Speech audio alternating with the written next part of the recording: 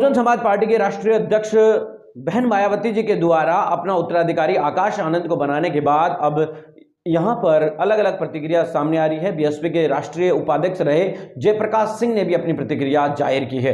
Jayaprakash Singh Bahujan Samaj party के पूर्व राष्ट्रीय उपाध्यक्ष रहे। उनकी कोई ज्यादा बड़ी गलती नहीं थी। उन्होंने सिर्फ राहुल गांधी को लेकर एक टिप्पणी की थी जो राजनीतिक तौर से कहीं ज्यादा सही भी थी।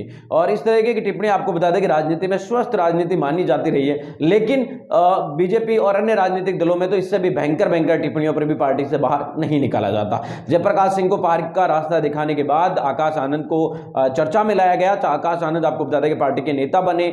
और आकाश आनंद, जहां तक जयप्रकाश सिंह की बात कहें, हम आमने सामने 2-3 बार हो चुके हैं। कई मंचों के ऊपर हमने सार्वजनिक मंच है वो स्थान ग्रहण किया है और जयप्रकाश सिंह और हम एक दूसरे से बहस भी कर चुके हैं। लेकिन मैं आज भी मानता हूं कि जयप्रकाश सिंह, आपको बता दें कि एक अच्छे वक्ता हैं। मैंने उन्हें राजस्थान के अंदर जब उन्हें शुरुआत में लगाया गया था तब मैंने उनको सुना भी था और पार्टी के अंदर आपको बता दें कि अच्छे लीडर के तौर पर वो उभर रहे थे। लेकिन अचानक उनको पार्टी से बाहर का रास्ता दिखाया गया राष्ट्रीय उपाध्यक्ष बनाने के कुछ दिनों बाद में ही, और उसके बाद आज तक उनकी पार्टी में वापसी नहीं हुई है। उन्होंने भी आपको बता दें कि अपनी प्रतिक्रिया दी है। उन्होंने ये कहा कि बीएसपी सुप्रीमो मायावती ने एक तरीके से आकाश आनंद को बचाया है हार का ठीकरा फूटने से। जब से आकाश आनंद को जिम्मेदारी मिली है तब से पार्टी का ग्राफ गिर रहा है। पार्टी के अंदर कार्यकर्ता छोड़कर जा रहे हैं, कोई पार्टी के अंदर जुड़ना नहीं चाह रहा है। साथ ही उन्होंने यह भी कहा कि आकाश आनंद मुझे नहीं लगते कि बहुजन समाज पार्टी को आगे लेकर जा सकते हैं। क्या कुछ जयप्रकाश कह रहे हैं, सुन लीजिए।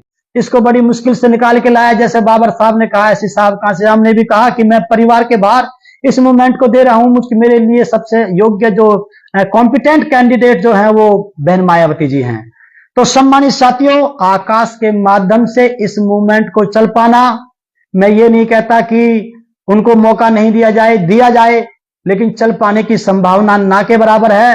लेकिन उसके बावजूद भी मैं तो तैयार हूं, चलो भाई आप लोग 2024 तक देख लो, क्योंकि आकाश के नेतृत्व में सम्मानित साथियों 5-6 चुनाव हो चुके हैं। जब से मुझको पार्टी से निकाला और आकाश भाई को पार्टी में जिम्मेदारी दी नेशनल कोऑर्डिनेटर की, तब से आकाश भाई एक्टिव हैं। उन्होंने दिल्ली का चुनाव लड़ाया, उन्होंने पंजाब का चुनाव लड़ाया, वो भी चुनाव हम लोग दोनों हारे।